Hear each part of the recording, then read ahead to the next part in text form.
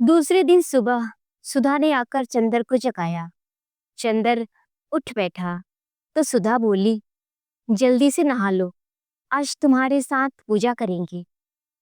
चंदर उठ बैठा, नहा धोकर आया तो सुधा ने चौकी के सामने दो आसन बिछा रखे थे।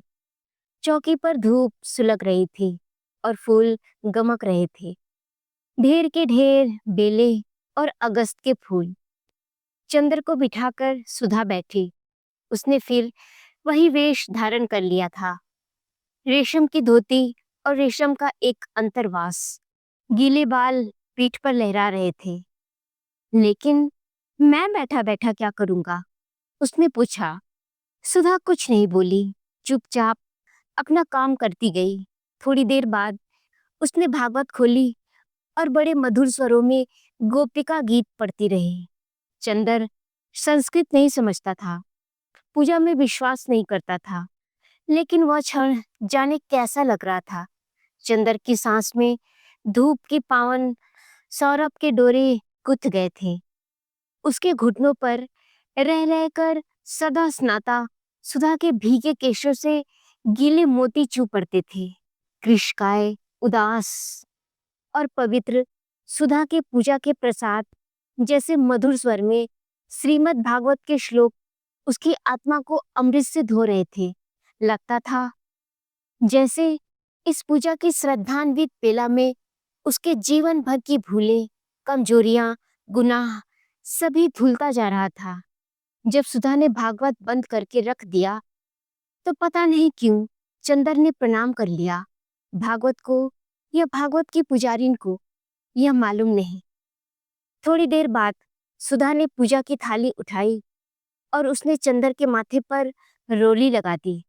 अरे मैं, हाँ तुम, और कौन? मेरे तो दूसरा न कोई, सुधा बोली और ढेर के ढेर फूल चंदर के चरणों पर चढ़ाकर झुककर चंदर के चरणों को प्रणाम कर लिया। चंदर ने घबराकर पांव खींच लिए।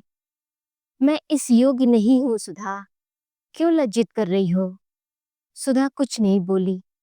अपने आंचल से एक छलकता हुआ आंसू पोंछकर नाश्ता लाने चली गई। जब वो यूनिवर्सिटी से लौटा तो देखा सुधा मशीन रखे कुछ सिल रही है। चंदर ने कपड़े बदलकर पूछा, कहो क्या सिल रही हो? रुमाल और बनियान। कैसे काम चलता था तुम्हारा? न संदूक में एक भी रुमाल है, न एक भी बनियान। लापरवाही की भी हद है। तभी तो कहती हूँ कि ब्याह कर लो। हाँ, किसी दर्जी की लड़की से ब्याह करवा दो। चंदर खाट पर बैठ गया और सुधा मशीन पर बैठी बैठी सिलती रही। थोड़ी देर बाद सहसा उसने मशीन रोक दी और एकदम से घबराकर उठी। क्या हुआ सुधा? बहुत दर्द हो रहा है। वह उठी और खाट पर बेहोश सी पड़ी रही। चंदर दौड़कर पंखा उठा लाया और झलने लगा। डॉक्टर बुला लाऊं? नहीं, अभी ठीक हो जाऊंगी। उबकाई सी आ रही है।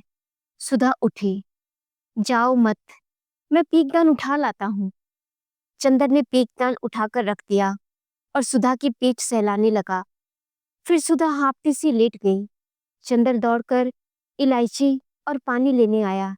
सुधा ने इलायची खाई और फिर पड़ी रही। उसके माथे पर पसीना छलक आया। अब कैसी तबीयत है सुधा? बहुत दर्द है अंग अंग में। मशीन चलाना नुकसान कर गया। सुधा ने बहुत छीड़ स्वरों में कहा। जाऊं, किसी डॉक्टर को बुला लाऊं?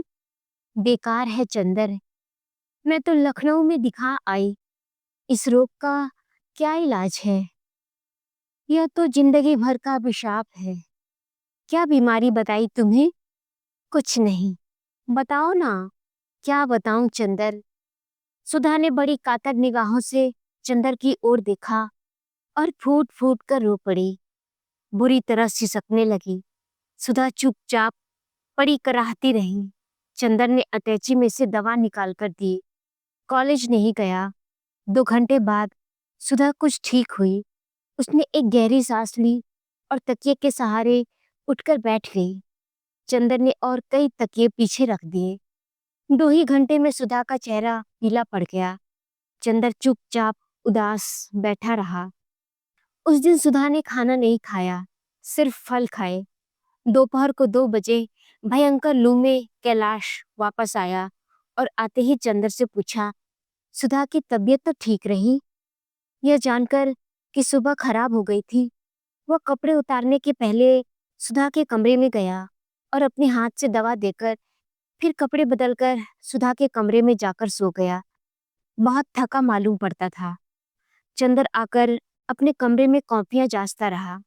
शाम को कामिनी, प्रभा तथा कई लड़कियां जिन्हें गेसु ने खबर दे दी थी आई और सुधा और कैलाश को घेरे रही। चंदर उनके खातिर तवज्जो में लगा रहा। रात को कैलाश ने उसे अपनी छत पर बुला लिया और चंदर के भविष्य के कार्यक्रम के बारे में बात करता रहा। जब कैलाश को नींद आने लगी तब वह उठकर लॉन पर लौट आया और लेट गया। बहुत देर तक उसे नींद नहीं आई। वह सुधा की तकलीफों के बारे में सोचता रहा। उधर सुधा बहुत देर तक करवटें बदलती रही। यह 2 दिन सपनों की तरह बीत गए और कल वह फिर चली जाएगी, चंदर से दूर, न जाने कब तक के लिए। सुबह से ही सुधा जैसे बुझ गई थी।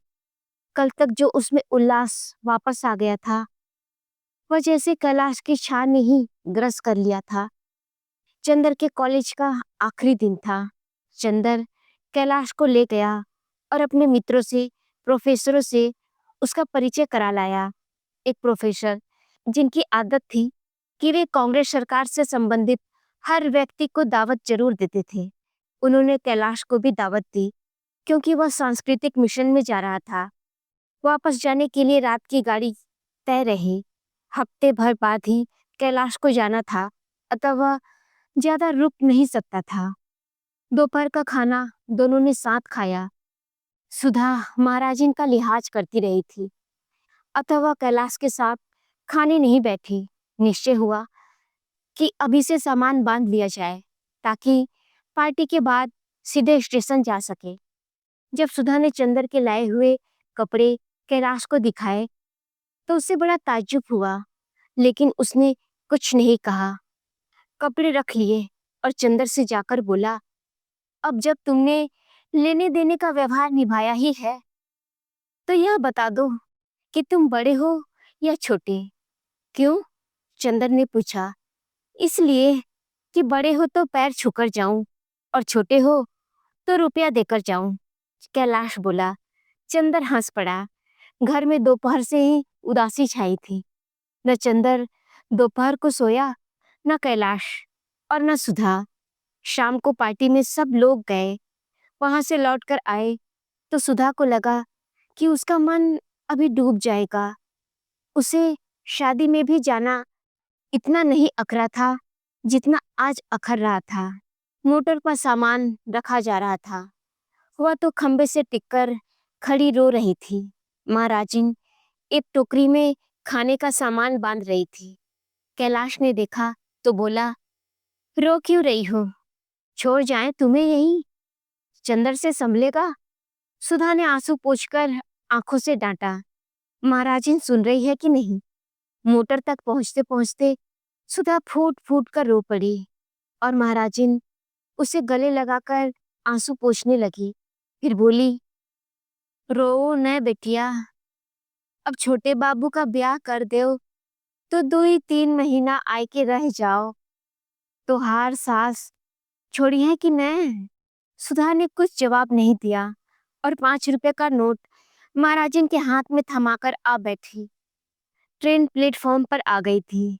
सेकेंड क्लास में चंदर ने इन लोगों का बिस्तर लगवा दिया, सीट रिजर्व करवा दी। गाड़ी छूटने में अभी घंटा भर देर थी। सुधा की आंखों में विचित्र सा भाव था। कल तक दृढ़ता, तेज, उल्लास बुझ गया था और अजब सी कातरता आ गई थी। वह चुपचाप बैठी थी। चंदर से जब नहीं देखा गया तो वह उठकर प्लेटफॉर्म पर टहलने लगा। कैलाश भी उतर गया। दोनों बातें करने लगे। सहसा कैलाश ने चंदर के कंधे पर हाथ रखकर कहा, हाँ यार, एक बहुत जरूरी बात थी। क्या इन्होंने तुमसे बिनती के बारे में कुछ कहा? कहा था तो क्या सोचा तुमने? मैं शादी वादी नहीं करूंगा। यह सब आदर्शवाद मुझे अच्छा नहीं लगा। और फिर उससे शादी करके सच पूछो तो बहुत बड़ी बात करोगे तुम।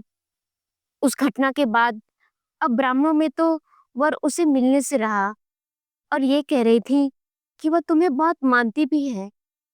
हाँ, लेकिन इसके मतलब यह नहीं कि मैं शादी कर लूं। मुझे बहुत कुछ करना है। अरे जाओ यार, तुम सिवा बातों के कुछ नहीं कर सकते। हो सकता है। चंदर ने बात टाल दी। वह शादी तो नहीं ही करेगा। थोड़ी देर बाद चंदर ने पूछा, इन्हें दिल्ली कब भेजोगे? अभी तो जिस दिन मैं जाऊंगा उस दिन ये दिल्ली मेरे साथ जाएंगी, लेकिन दूसरे दिन शाहजहांपुर लौट जाएंगी। क्यों? अभी माँ बहुत बिगड़ी हुई है। वह इन्हें आने थोड़े ही देती थी। वह तो लखनऊ के बहाने में इन्हें ले आया। तुम शंकर भैया से कभी जिक्र मत करना। अब दिल्ली तो इसलिए चली जाएंगी कि मैं 2-3 महीने बाद लौटूंगा। फिर शायद सितंबर अक्टूबर में ये 3-4 महीने के लिए दिल्ली जाएंगी। You know, she is carried. हाँ, अच्छा। हाँ, यही तो बात है। पहला मौका है। दोनों लौटकर कंपार्टमेंट में बैठ गए। सुधा बोली, तो सितंबर में आओगी न चंदर? हाँ हाँ, जरूर से जरूर आऊंगा।